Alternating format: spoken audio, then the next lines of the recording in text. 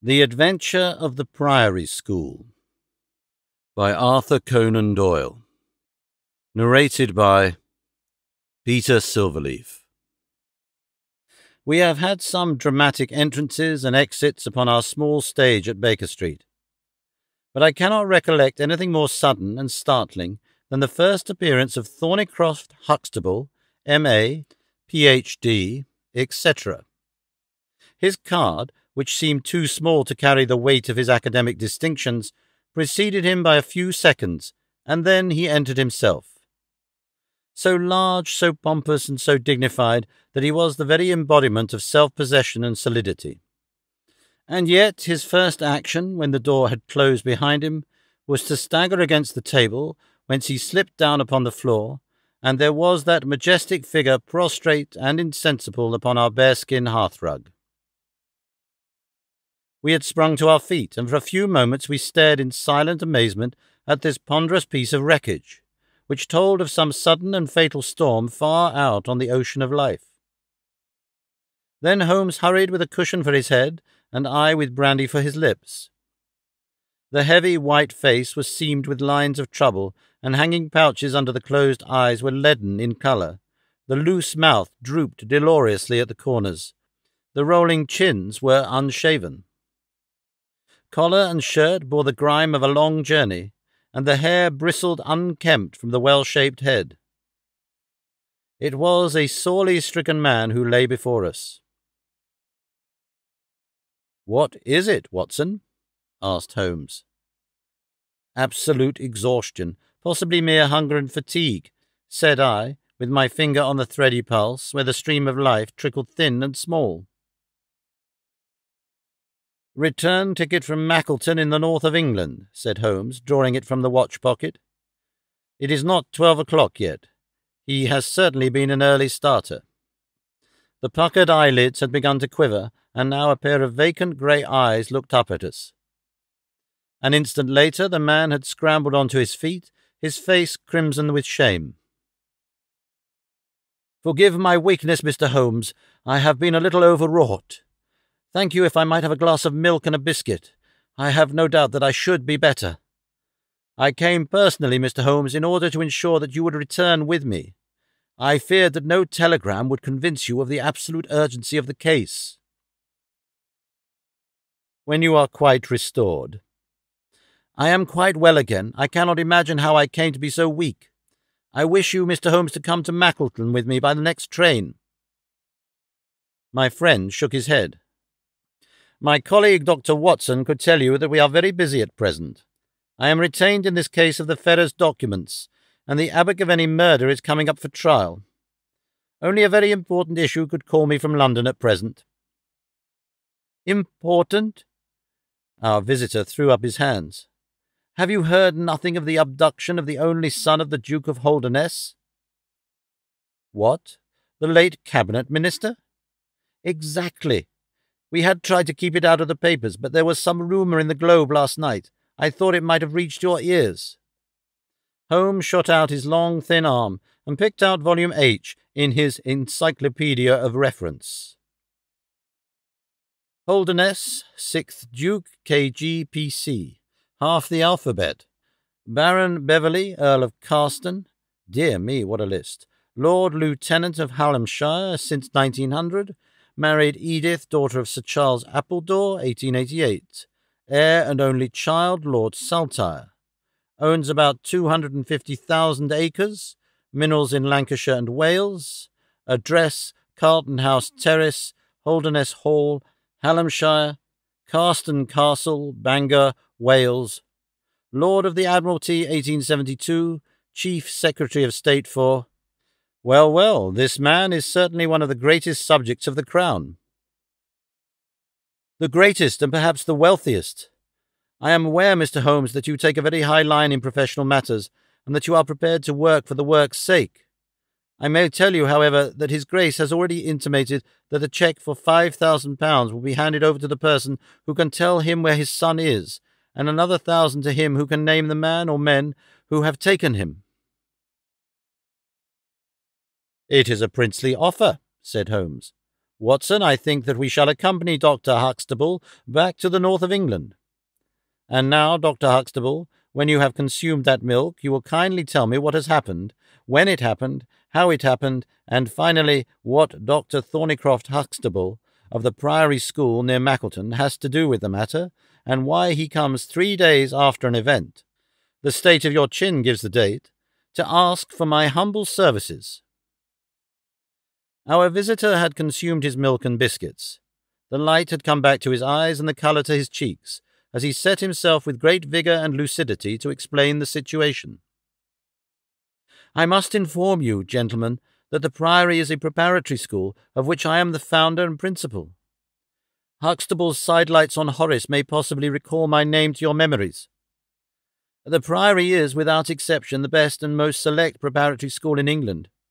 Lord Leverstoke, the Earl of Blackwater, Sir Cathcart Soames, they have all entrusted their sons to me.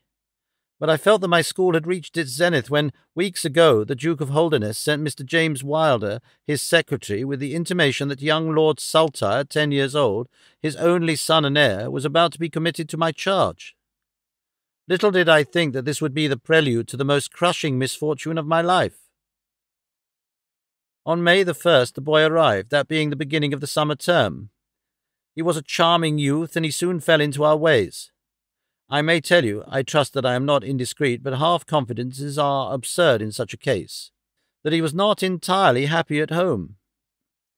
It is an open secret that the Duke's married life has not been a peaceful one, and the matter had ended in a separation by mutual consent, the Duchess taking up her residence in the south of France. This had occurred very shortly before, and the boy's sympathies are known to have been strongly with his mother. He moped after her departure from Holderness Hall, and it was for this reason that the Duke desired to send him to my establishment. In a fortnight the boy was quite at home with us, and was apparently absolutely happy. He was last seen on the night of May the 13th, that is, the night of last Monday. His room was on the second floor, and was approached through another larger room, in which 2 boys were sleeping. These boys saw and heard nothing, so that it is certain that young Saltire did not pass out that way. His window was open, and there is a stout ivy plant leading to the ground. We could trace no footmarks below, but it is sure that this is the only possible exit. His absence was discovered at 7 o'clock on Tuesday morning. His bed had been slept in. He had dressed himself fully before going off, in his usual school suit of black Eton jacket and dark grey trousers.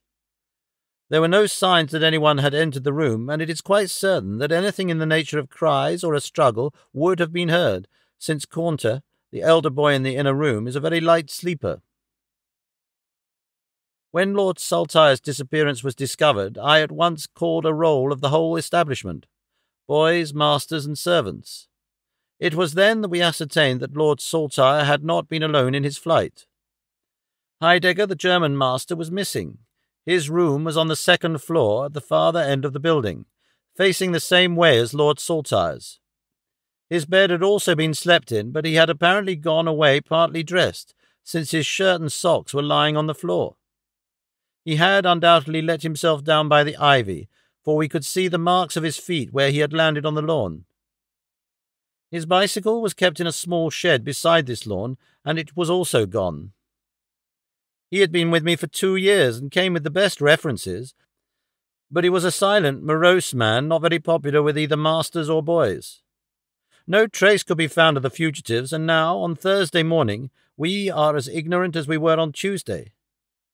Inquiry was, of course, made at once at Holderness Hall. It is only a few miles away, and we imagined that, in some sudden attack of homesickness, he had gone back to his father, but nothing had been heard of him. The Duke is greatly agitated, and, as to me, you have seen yourselves the state of nervous prostration to which the suspense and the responsibility have reduced me. Mr. Holmes, if ever you put forward your full powers, I implore you to do so now, for never in your life could you have a case which is more worthy of them. Sherlock Holmes had listened with the utmost intentness to the statement of the unhappy schoolmaster. His drawn brows and the deep furrow between them showed that he needed no exhortation to concentrate all his attention upon a problem which, apart from the tremendous interests involved, must appeal so directly to his love of the complex and the unusual. He now drew out his notebook and jotted down one or two memoranda. "You have been very remiss in not coming to me sooner," said he severely. "You start me on my investigation with a very serious handicap. It is inconceivable, for example, that this ivy and this lawn would have yielded nothing to an expert observer. I am not to blame, Mr. Holmes. His Grace was extremely desirous to avoid all public scandal. He was afraid of his family unhappiness being dragged before the world. He has a deep horror of anything of that kind." "But there has been some official investigation?" "Yes, sir, and it has proved most disappointing. An apparent clue was at once obtained, since a boy and a young man were reported to have been seen leaving a neighbouring station by an early train. Only last night we had news that the couple had been hunted down in Liverpool, and they proved to have no connection whatever with the matter in hand. Then it was that in my despair and disappointment, after a sleepless night, I came straight to you by the early train." "I suppose the local investigation was relaxed while this false clue was being followed up?" "It was entirely dropped, so that 3 days have been wasted. The affair has been most deplorably handled. I feel it and admit it. And yet the problem should be capable of ultimate solution. I shall be very happy to look into it. Have you been able to trace any connection between the missing boy and this German master?" "None at all." "Was he in the master's class?" "No, he never exchanged a word with him so far as I know." "That is certainly very singular. Had the boy a bicycle?" "No." "Was any other bicycle missing?" "No." "Is that certain?" "Quite." "Well, now you do not mean to seriously suggest that this German rode off upon a bicycle in the dead of night, bearing the boy in his arms?" "Certainly not." "Then what is the theory in your mind?" "The bicycle may have been a blind. It may have been hidden somewhere and the pair gone off on foot." "Quite so, but it seems rather an absurd blind, does it not? Were there other bicycles in this shed?" "Several." "Would he not have hidden a couple had he desired to give the idea that they had gone off upon them?" "I suppose he would." "Of course he would. The blind theory won't do, but the incident is an admirable starting point for an investigation. After all, a bicycle is not an easy thing to conceal or to destroy. One other question. Did anyone call to see the boy on the day before he disappeared?" "No." "Did he get any letters?" "Yes, one letter." "From whom?" "From his father." "Do you open the boy's letters?" "No." "How do you know it was from his father?" "The coat of arms was on the envelope, and it was addressed in the Duke's peculiar stiff hand. Besides, the Duke remembers having written." "When had he had a letter before that?" "Not for several days." "Had he ever one from France?" "No, never." "You see the point of my questions, of course. Either the boy was carried off by force, or he went of his own free will. In the latter case, you would expect that some prompting from outside would be needed to make so young a lad do such a thing. If he has had no visitors, that prompting must have come in letters, hence I tried to find out who were his correspondents." "I fear that I cannot help you much. His only correspondent, so far as I know, was his own father."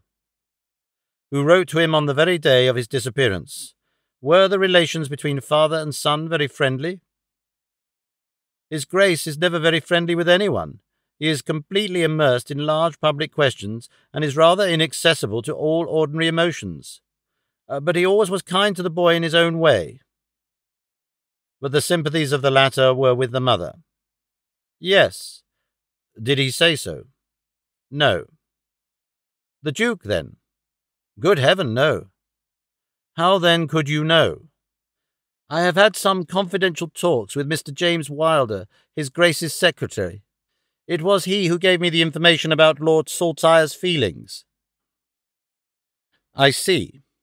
By the way, that last letter of the Duke's, was it found in the boy's room after he was gone?" "No, he had taken it with him.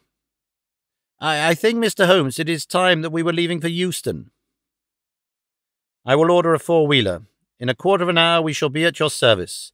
If you are telegraphing home, Mr. Huxtable, it would be well to allow the people in your neighbourhood to imagine that the inquiry is still going on in Liverpool, or wherever else that red herring led your pack. In the meantime, I will do a little quiet work at your own doors, and perhaps the scent is not so cold, but the two old hounds like Watson and myself may get a sniff of it. That evening found us in the cold, bracing atmosphere of the Peak Country, in which Dr. Huxtable's famous school is situated. It was already dark when we reached it. A card was lying on the hall table, and the butler whispered something to his master, who turned to us with agitation in every feature. "The Duke is here," said he. "The Duke and Mr. Wilder are in the study. Come, gentlemen, and I will introduce you." I was, of course, familiar with the pictures of the famous statesman, but the man himself was very different from his representation.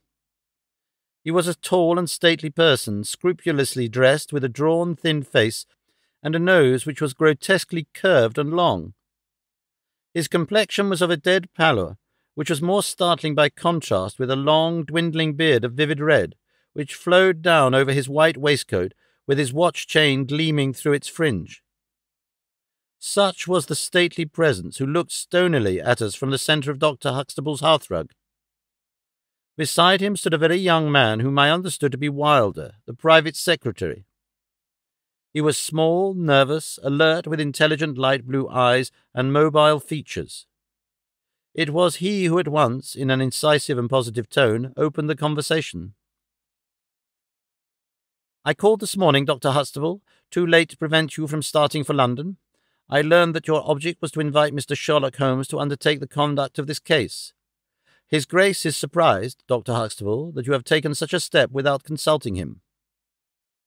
When I learned that the police had failed, His Grace is by no means convinced that the police have failed.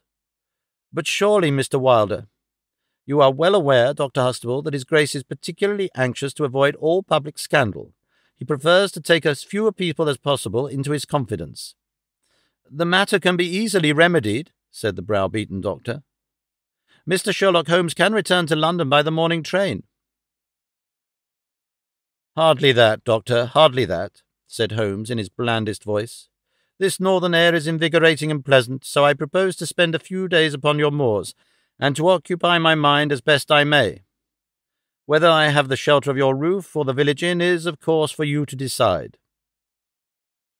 I could see that the unfortunate doctor was in the last stage of indecision, from which he was rescued by the deep, sonorous voice of the red-bearded Duke, which boomed out like a dinner gong. "I agree with Mr. Wilder, Dr. Huxtable, that you have done wisely to consult me. But since Mr. Holmes has already been taken into your confidence, it would indeed be absurd that we should not avail ourselves of his services. Far from going to the inn, Mr. Holmes, I should be pleased if you would come and stay with me at Holderness Hall." "I thank your Grace. For the purposes of my investigation, I think it would be wiser for me to remain at the scene of the mystery." "Just as you like, Mr. Holmes. Any information which Mr. Wilder or I can give you is, of course, at your disposal." "It will probably be necessary for me to see you at the Hall," said Holmes. "I would only ask you now, sir, whether you have formed any explanation in your own mind as to the mysterious disappearance of your son." "No, I have not. Excuse me if I allude to that which is painful to you, but I have no alternative.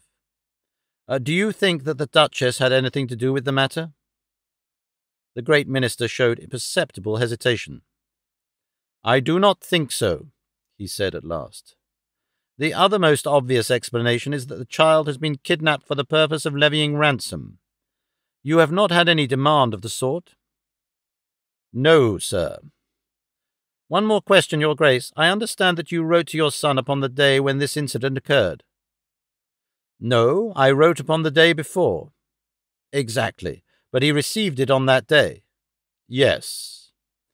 "Was there anything in your letter which might have unbalanced him or induced him to take such a step?"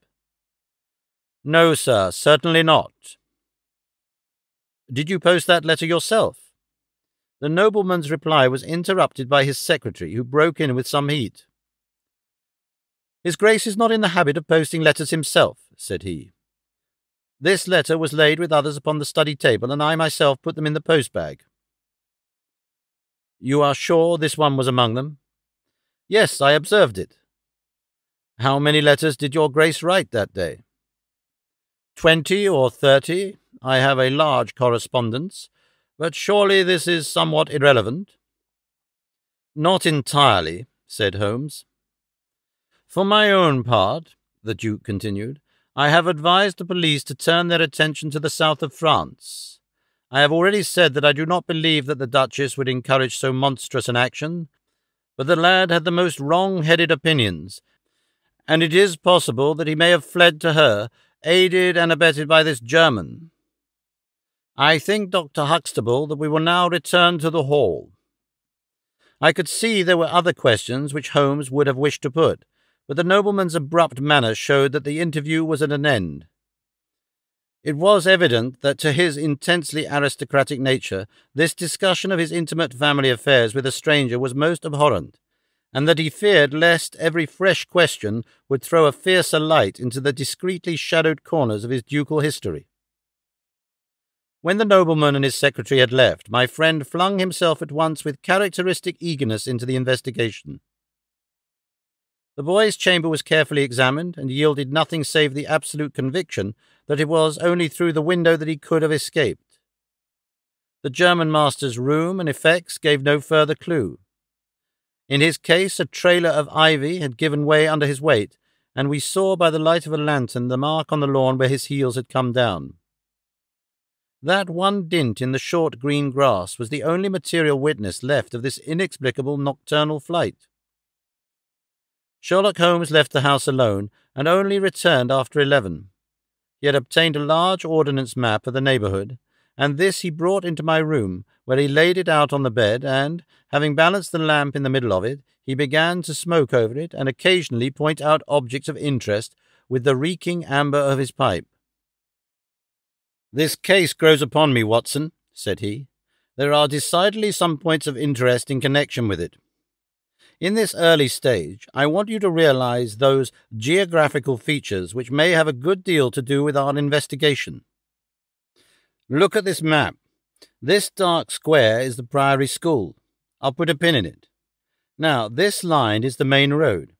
You see that it runs east and west past the school, and you see also that there is no side road for a mile either way. If these two folk passed away by road, it was this road." "Exactly. By a singular and happy chance, we are able to some extent to check what passed along this road during the night in question. At this point, where my pipe is now resting, a county constable was on duty from 12 till 6. It is, as you perceive, the first crossroad on the east side. This man declares that he was not absent from his post for an instant, and he is positive that neither boy nor man could have gone that way unseen. I have spoken with this policeman tonight, and he appears to me to be a perfectly reliable person. That blocks this end. We have now to deal with the other. There is an inn here, the Red Bull, the landlady of which was ill. She had sent to Mackleton for a doctor, but he did not arrive until morning, being absent at another case. The people at the inn were alert all night, awaiting his coming, and one or other of them seems to have continually had an eye upon the road. They declare that no one passed. If their evidence is good, then we are fortunate enough to be able to block the west, and also to be able to say that the fugitives did not use the road at all." "But the bicycle," I objected. "Quite so. We will come to the bicycle presently. To continue our reasoning, if these people did not go by the road, they must have traversed the country to the north of the house or to the south of the house. That is certain. Let us weigh the one against the other. On the south of the house is, as you perceive, a large district of arable land, cut up into small fields with stone walls between them. There I admit that a bicycle is impossible. We turn to the country on the north. Here there lies a grove of trees, marked as the Ragged Shore, and on the farther side stretches a great rolling moor, Lower Gill Moor, extending for 10 miles and sloping gradually upward. Here, at one side of this wilderness, is Holderness Hall, 10 miles by road, but only 6 across the moor. It is a peculiarly desolate plain. A few moor farmers have small holdings where they rear sheep and cattle.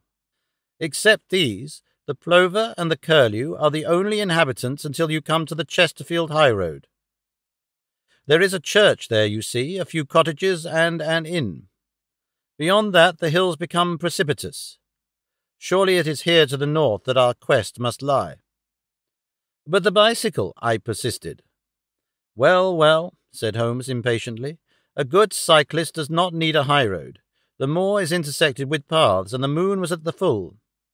Hallo, what is this?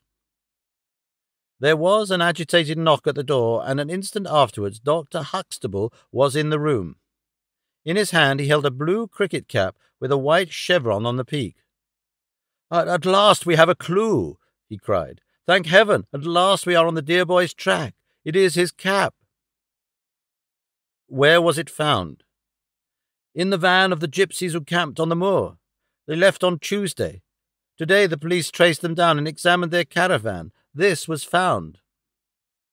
How do they account for it? They shuffled and lied, said they found it on the moor on Tuesday morning. They know where he is, the rascals. Thank goodness they are all safe under lock and key. Either the fear of the law or the Duke's purse will certainly get out of them all that they know. So far so good, said Holmes, when the doctor had at last left the room. It at least bears out the theory that it is on the side of the lower Gill Moor that we must hope for results. The police have really done nothing locally, save the arrest of these gypsies. Look here, Watson. There is a watercourse across the moor. You see it marked here in the map? In some parts it widens into a morass. This is particularly so in the region between Holderness Hall and the school. It is vain to look elsewhere for tracks in this dry weather, but at that point there is certainly a chance of some record being left. I will call you early tomorrow morning, and you and I will try, if we can, throw some little light upon the mystery. The day was just breaking when I woke to find the long, thin form of Holmes by my bedside. He was fully dressed and had apparently already been out. I have done the lawn and the bicycle shed, said he. I have also had a rumble through the ragged shore.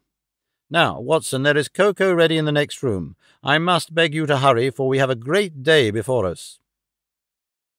His eyes shone and his cheek was flushed with the exhilaration of the master workman who sees his work lie ready before him. A very different Holmes, this active, alert man, from the introspective and pallid dreamer of Baker Street. I felt, as I looked upon that supple figure, alive with nervous energy, that it was indeed a strenuous day that awaited us. And yet it opened in the blackest disappointment. With high hopes we struck across the peaty russet moor, intersected with 1,000 sheep paths, until we came to the broad, light green belt which marked the morass between us and Holderness. Certainly, if the lad had gone homeward, he must have passed this, and he could not pass it without leaving his traces. But no sign of him or the German could be seen. With a darkening face, my friend strode along the margin, eagerly observant of every muddy stain upon the mossy surface. Sheep marks there were in profusion, and at one place, some miles down, cows had left their tracks. Nothing more. Check number 1, said Holmes, looking gloomily over the rolling expanse of the moor. There is another morass down yonder, and a narrow neck between. Hallo, hallo, hallo! What have we here? We had come on a small black ribbon of pathway. In the middle of it, clearly marked on the sodden soil, was the track of a bicycle. Hurrah! I cried. We have it! But Holmes was shaking his head, and his face was puzzled and expectant rather than joyous. A bicycle, certainly, but not the bicycle, said he. I am familiar with 42 different impressions left by tyres. This, as you perceive, is a Dunlop, with a patch upon the outer cover. Heidegger's tyres were Palmer's, leaving longitudinal stripes. Aveling, the mathematical master, was sure upon the point. Therefore it is not Heidegger's track. The boy's, then? Possibly, if we could prove a bicycle to have been in his possession. But this we have utterly failed to do. This track, as you perceive, was made by a rider who was going from the direction of the school. Or towards it. No, my dear Watson. The more deeply sunk impression is, of course, the hind wheel upon which the weight rests. You perceive several places where it has passed across and obliterated the more shallow mark of the front one. It was undoubtedly heading away from the school. It may or may not be connected with our inquiry, but we will follow it backwards before we go any further." We did so, and at the end of a few 100 yards lost the tracks as we emerged from the boggy portion of the moor. Following the path backwards, we picked out another spot, where a spring trickled across it. Here once again was the mark of the bicycle, though nearly obliterated by the hooves of cows. After that there was no sign, but the path ran right on into Ragged Shaw, the wood which backed onto the school. From this wood the cycle must have emerged. Holmes sat down on a boulder and rested his chin in his hands. I had smoked 2 cigarettes before he moved. "Well, well," said he at last. "It is, of course, possible that a cunning man might change the tires of his bicycle in order to leave unfamiliar tracks. A criminal who was capable of such a thought is a man whom I should be proud to do business with. We will leave this question undecided and hark back to our morass again, for we have left a good deal unexplored." We continued our systematic survey of the edge of the sodden portion of the moor, and soon our perseverance was gloriously rewarded. Right across the lower part of the bog lay a miry path. Holmes gave a cry of delight as he approached it. An impression like a fine bundle of telegraph wires ran down the centre of it. It was the Palmer tires. "Here is Herr Heidegger, sure enough," cried Holmes exultantly. "My reasoning seems to have been pretty sound, Watson. I congratulate you. But we have a long way still to go. Kindly walk clear of the path. Now let us follow the trail. I fear that it will not lead very far." We found, however, as we advanced, that this portion of the moor is intersected with soft patches, and though we frequently lost sight of the track, we always succeeded in picking it up once more. "Do you observe," said Holmes, "that the rider is now undoubtedly forcing the pace? There can be no doubt of it. Look at this impression, where you get both tires clear. The one is as deep as the other. That can only mean that the rider is throwing his weight onto the handlebar as a man does when he is sprinting. By Jove, he has had a fall." There was a broad, irregular smudge covering some yards of the track. Then there were a few footmarks, and the tire reappeared once more. "A side slip," I suggested. Holmes held up a crumpled branch of flowering gorse. To my horror, I perceived that the yellow blossoms were all dabbled with crimson. On the path, too, and among the heatherwork, were dark stains of clotted blood. "Bad," said Holmes. "Bad. Stand clear, Watson. Not an unnecessary footstep. What do I read here?" He fell wounded. He stood up. He remounted. He proceeded. But there is no other track. Cattle on this side path? He was surely not gored by a bull? Impossible. But I see no traces of anyone else. We must push on, Watson. Surely with stains as well as the track to guide us, he cannot escape us now. Our search was not a very long one. The tracks of the tire began to curve fantastically upon the wet and shining path. Suddenly, as I looked ahead, the gleam of metal caught my eye from amid the thick gorse bushes. Out of them we dragged a bicycle, Palmer tired, one pedal bent, and the whole front of it horribly smeared and slobbered with blood. On the other side of the bushes a shoe was projecting. We ran round, and there lay the unfortunate rider.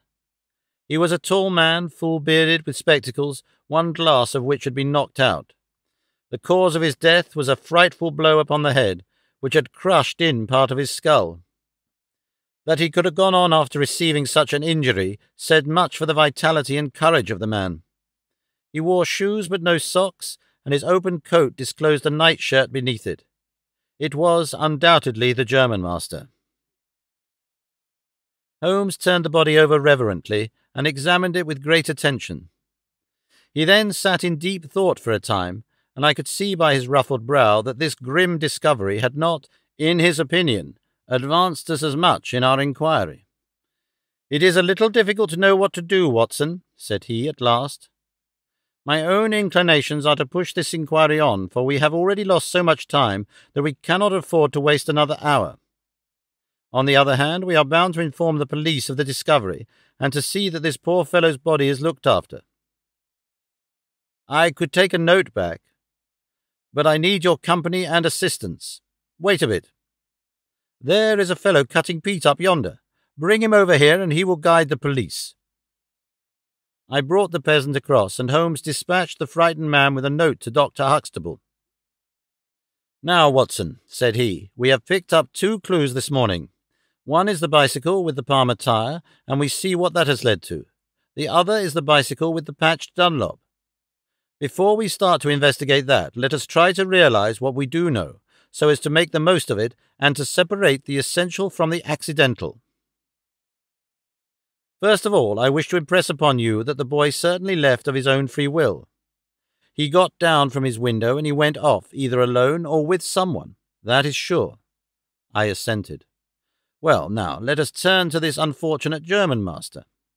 The boy was fully dressed when he fled. Therefore, he foresaw what he would do.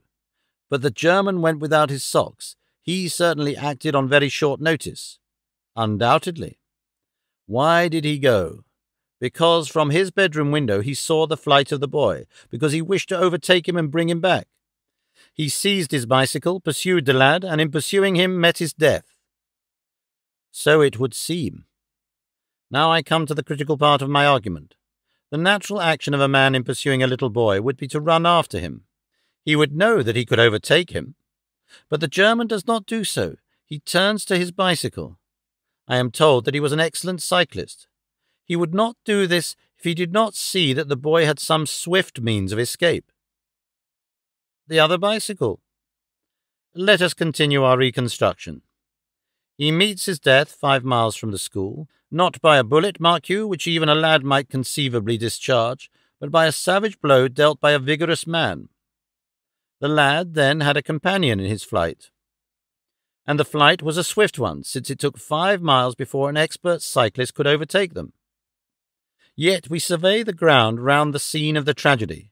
What do we find? A few cattle tracks, nothing more. I took a wide sweep round, and there is no path within 50 yards. Another cyclist could have had nothing to do with the actual murder, nor were there any human footmarks. Holmes, I cried, this is impossible. Admirable, he said. A most illuminating remark. It is impossible, as I stated, and therefore I must in some respect have stated it wrong. Yet you saw for yourself. Can you suggest any fallacy? He could not have fractured his skull in a fall? In a morass, Watson? I am at my wit's end. Tut, tut. We have solved some worse problems. At least we have plenty of material, if we can only use it. Come, then, and having exhausted the Palmer, let us see what the Dunlop with the patched cover has to offer us. We picked up the track and followed it onward for some distance, but soon the moor rose into a long heath-tufted curve, and we left the watercourse behind us. No further help from tracks could be hoped for. At the spot where we saw the last of the Dunlop tire, it might equally have led to Holderness Hall, the stately towers of which rose some miles to our left, or to a low, grey village which lay in front of us and marked the position of the Chesterfield high road. As we approached the forbidding and squalid inn, with the sign of a gamecock above the door, Holmes gave a sudden groan and clutched me by the shoulder to save himself from falling. He had had one of those violent strains of the ankle which leave a man helpless.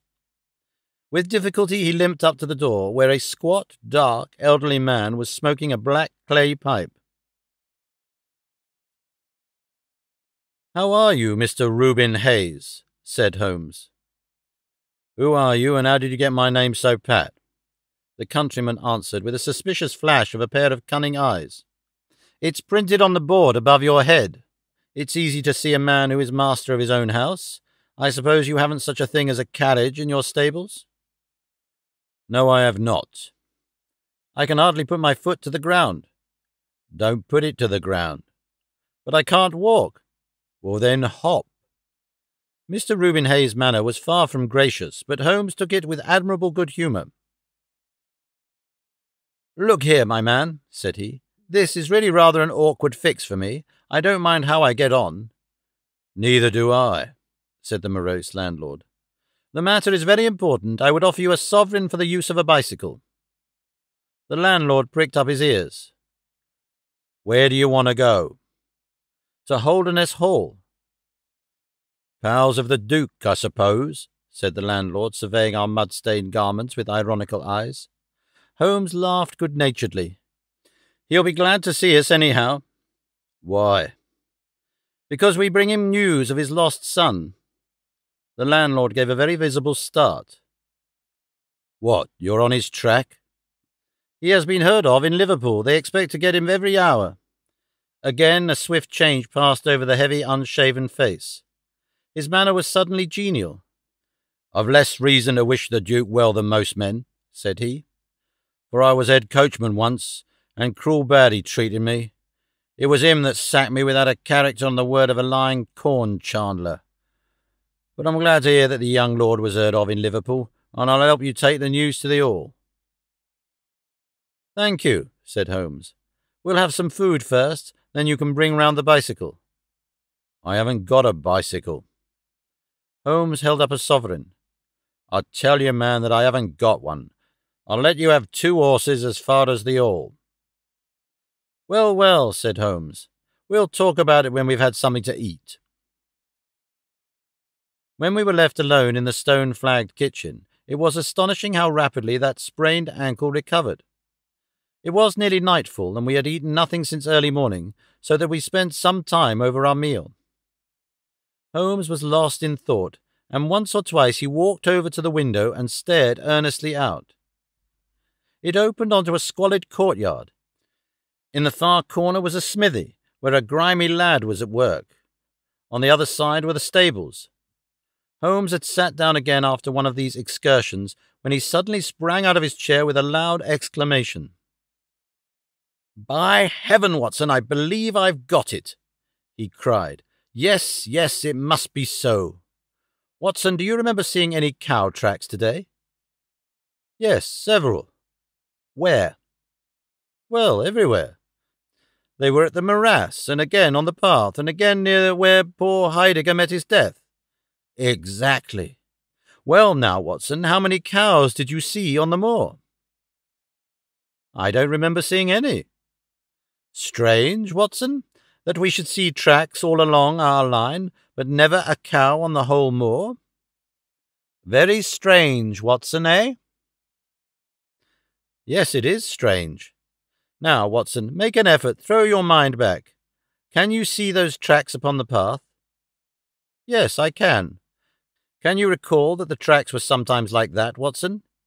He arranged a number of breadcrumbs in this fashion, and sometimes like this, and occasionally like this. Can you remember that?" "No, I cannot. But I can.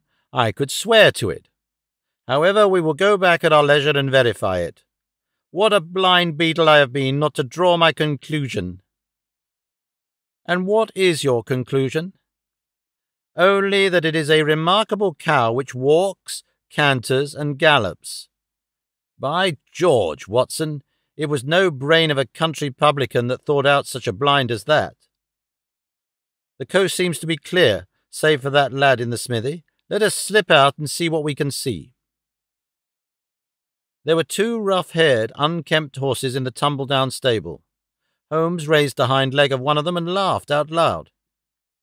"Old shoes but newly shod. Old shoes but new nails. This case deserves to be a classic. Let us go across to the smithy." The lad continued his work without regarding us. I saw Holmes's eye darting to right and left among the litter of iron and wood which was scattered about the floor. Suddenly, however, we heard a step behind us, and there was the landlord, his heavy eyebrows drawn over his savage eyes, his swarthy features convulsed with passion.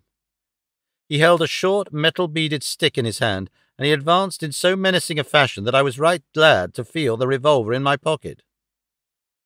"You infernal spies!" the man cried. "What are you doing here?"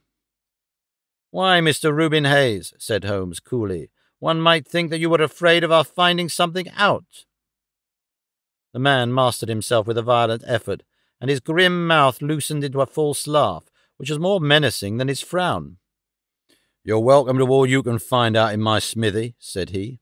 "But look here, mister, I don't care for folk poking about my place without my leave, so the sooner you pay your score and get out of this, the better I shall be pleased." "All right, Mr. Hayes, no harm meant," said Holmes. "We have been looking at your horses, but I think I'll walk after all.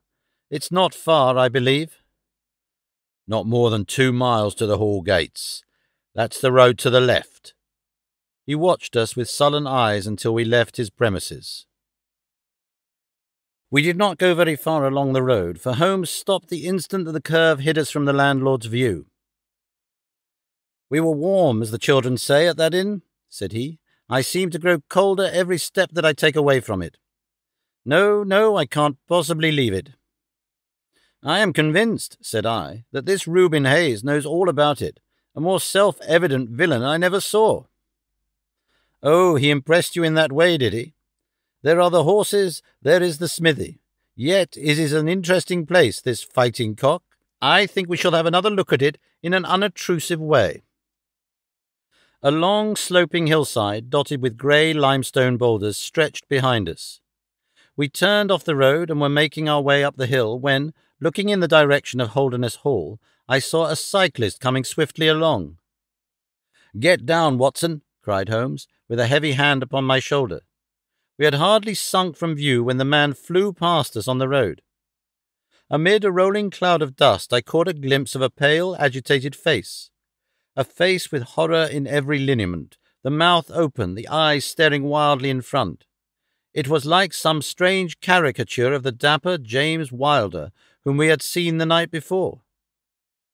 "The Duke's secretary!" cried Holmes. "Come, Watson, let us see what he does."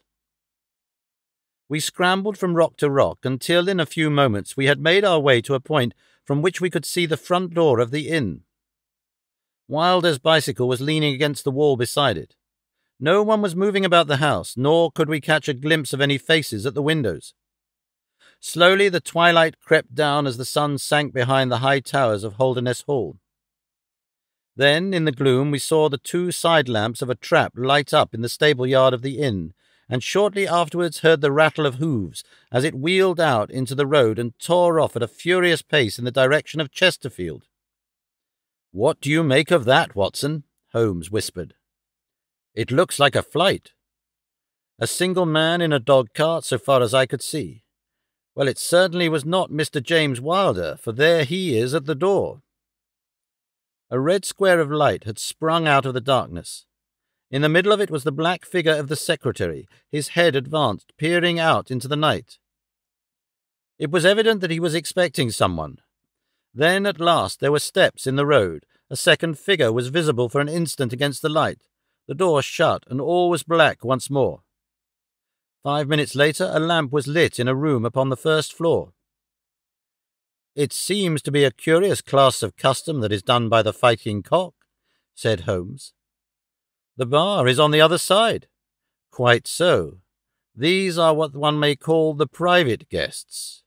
Now, what in the world is Mr. James Wilder doing in that den at this hour of night, and who is the companion who comes to meet him there?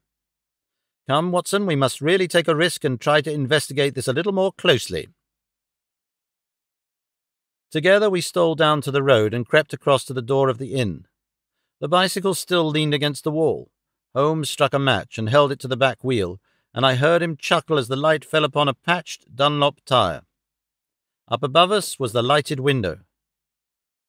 "I must have a peep through that, Watson. If you bend your back and support yourself upon the wall, I think I can manage."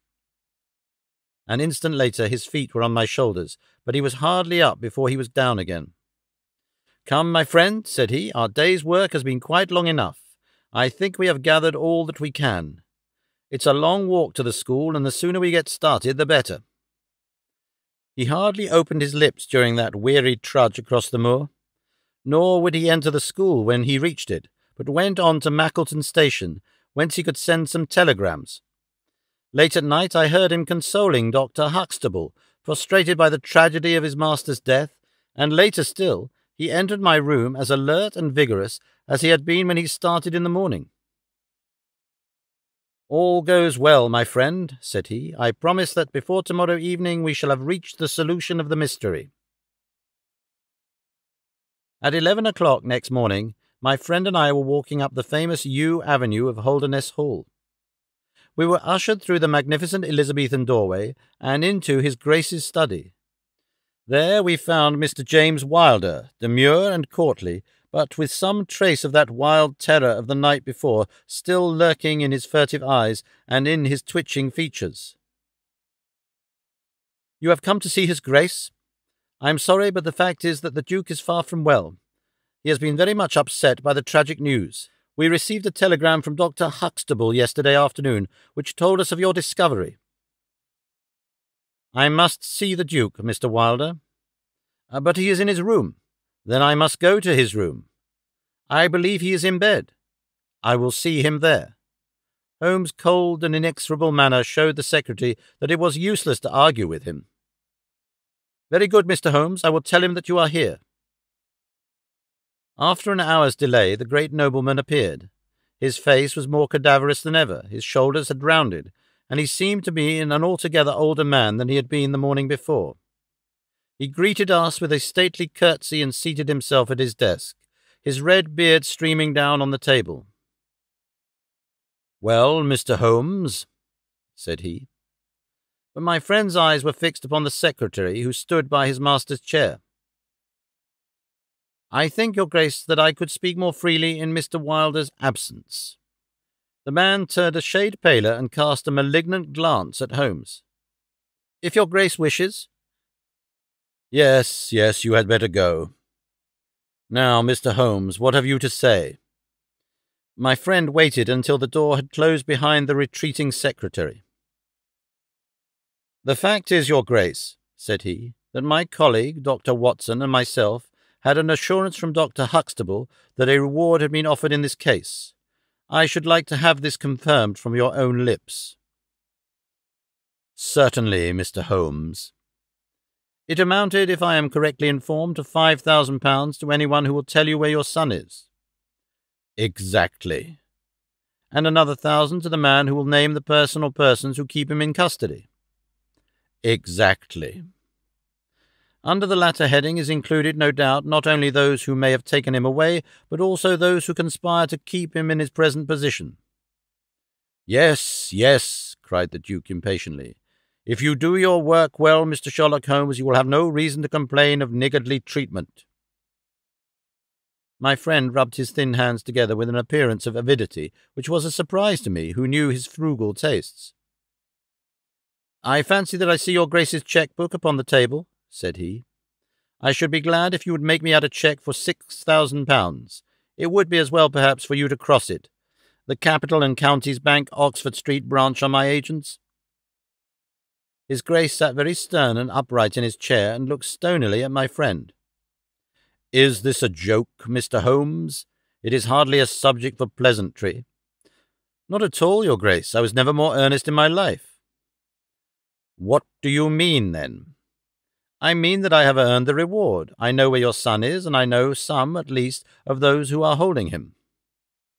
The Duke's beard had turned more aggressively red than ever against his ghastly white face. "Where is he?" he gasped. "He is, or was last night, at the Fighting Cock Inn, about 2 miles from your park gate." The Duke fell back in his chair. "And whom do you accuse?" Sherlock Holmes's answer was an astounding one.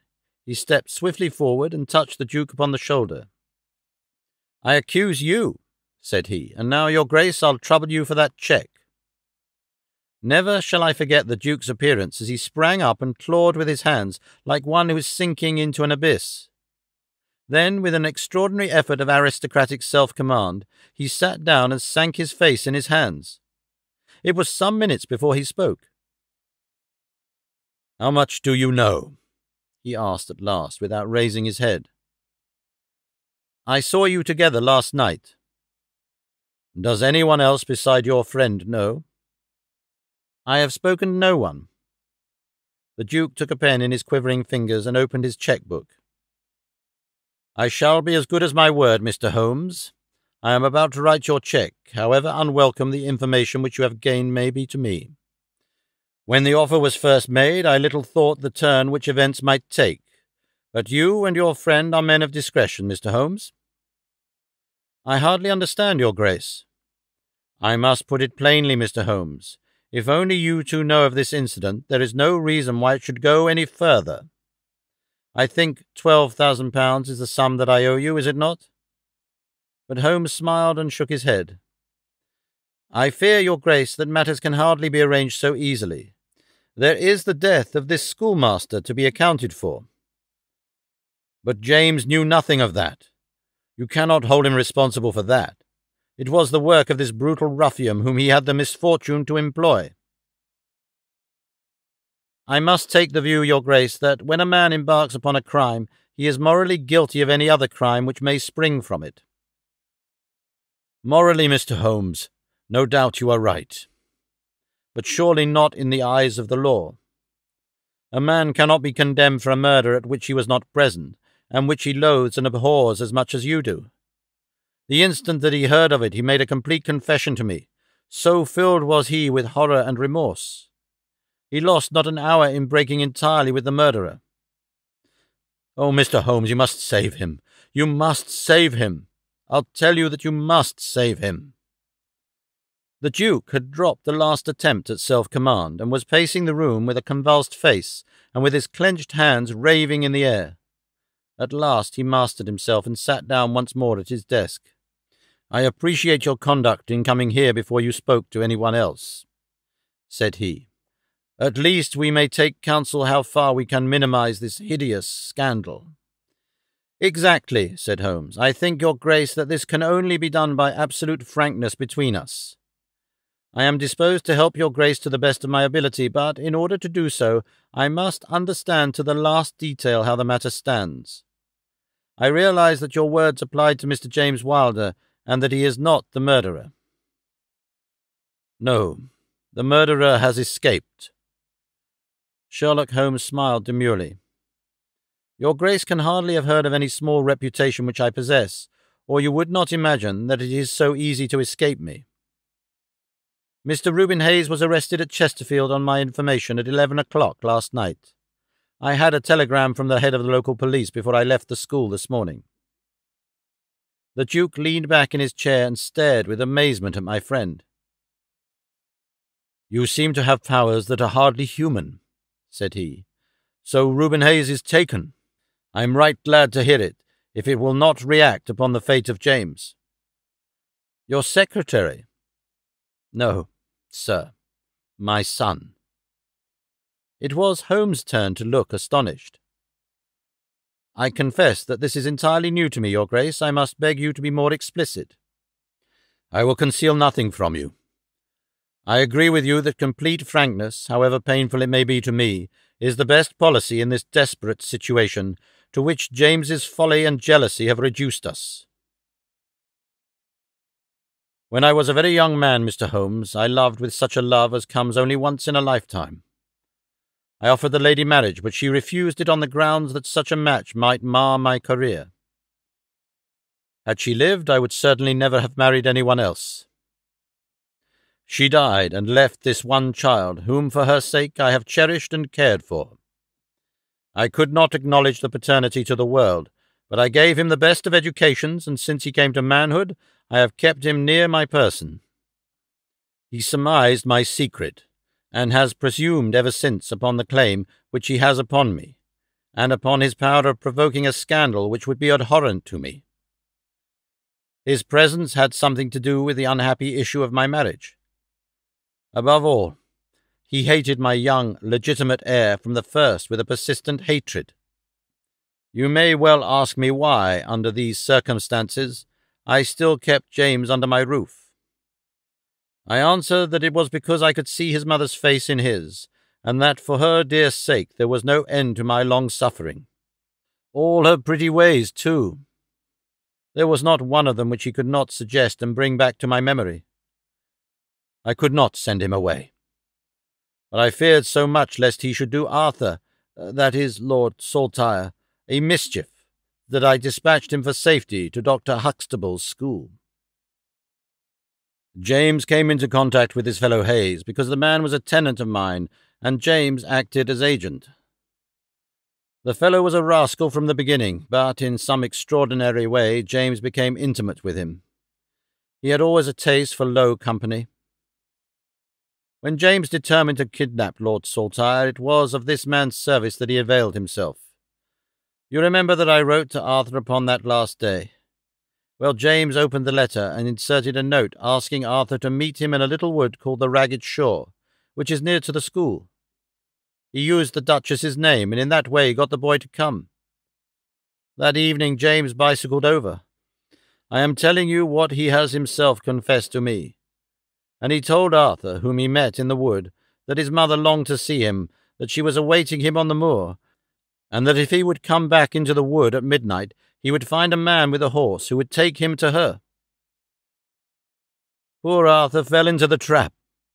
He came to the appointment and found this fellow Hayes with a led pony. Arthur mounted and they set off together. It appears, though this James only heard yesterday, that they were pursued, that Hayes struck the pursuer with his stick, and that the man died of his injuries. Hayes brought Arthur to his public house, the Fighting Cock, where he was confined in an upper room under the care of Mrs. Hayes, who is a kindly woman, but entirely under the control of her brutal husband. Well, Mr. Holmes, that was the state of affairs when I first saw you 2 days ago. I had no more idea of the truth than you. You will ask me what was James's motive in doing such a deed? I answer that there was a great deal which was unreasoning and fanatical in the hatred which he bore my heir. In his view, he should himself have been heir of all my estates, and he deeply resented those social laws which made it impossible. At the same time, he had a definite motive also. He was eager that I should break the entail, and he was of opinion that it lay in my power to do so.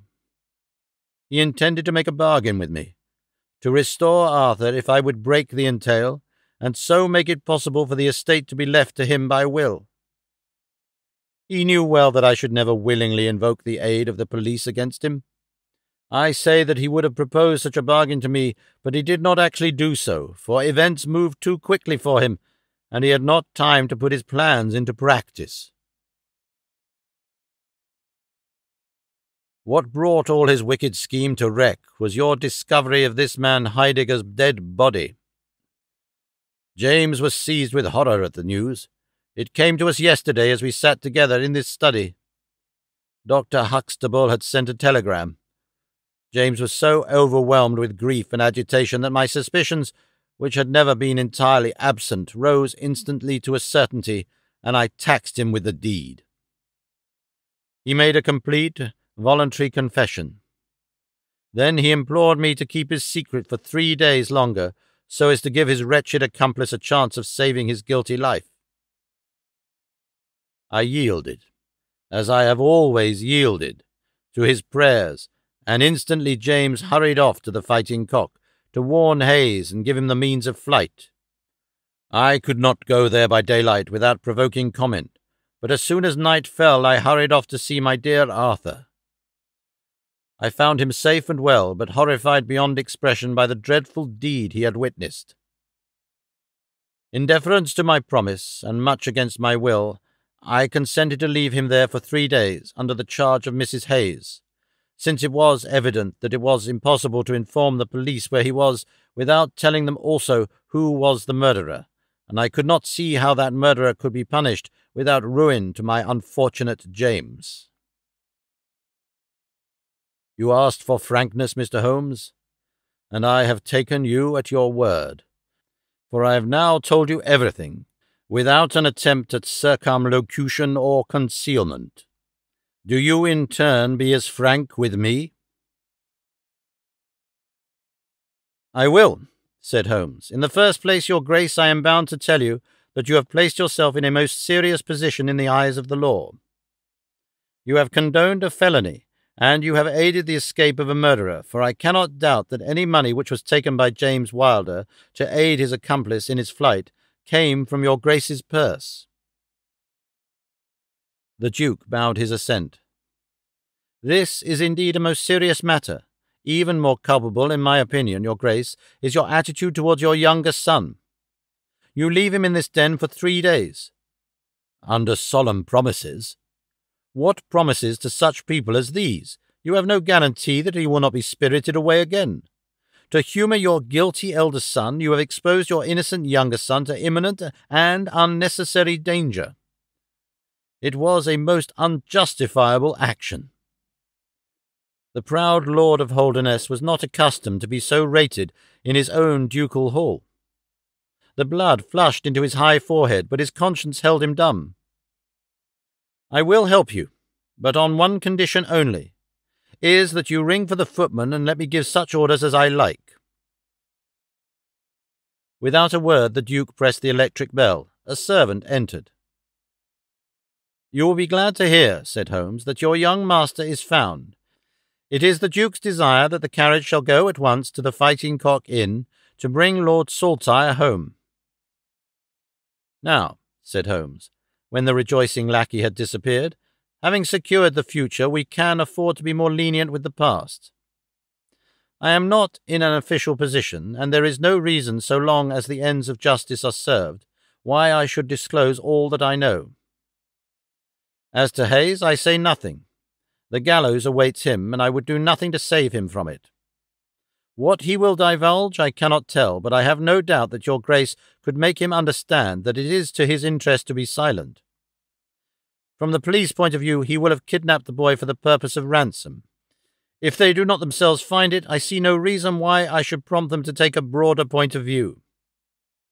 I would warn your Grace, however, that the continued presence of Mr. James Wilder in your household can only lead to misfortune. I understand that, Mr. Holmes, and it is already settled that he shall leave me forever and go to seek his fortune in Australia.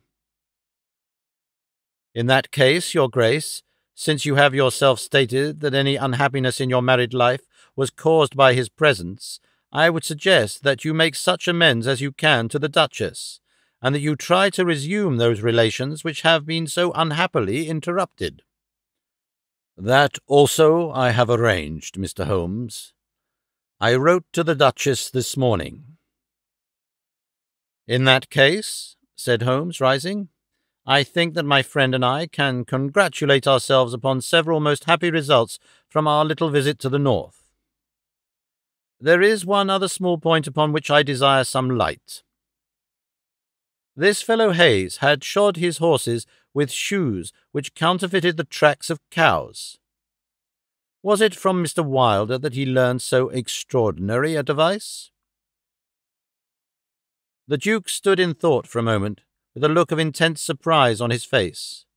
Then he opened a door and showed us into a large room furnished as a museum. He led the way to a glass case in a corner and pointed to the inscription. These shoes, it ran, were dug up in the moat of Holderness Hall. They are for the use of horses, but they are shaped below with a cloven foot of iron so as to throw pursuers off the track. They are supposed to have belonged to some of the marauding barons of Holderness in the Middle Ages. Holmes opened the case, and moistening his finger, he passed it along the shoe. A thin film of recent mud was left upon his skin. "Thank you," said he, as he replaced the glass. "It is the second most interesting object that I have seen in the north." "And the first?" Holmes folded up his cheque and placed it carefully in his notebook. "I am a poor man," said he, as he patted it affectionately and thrust it into the depths of his inner pocket.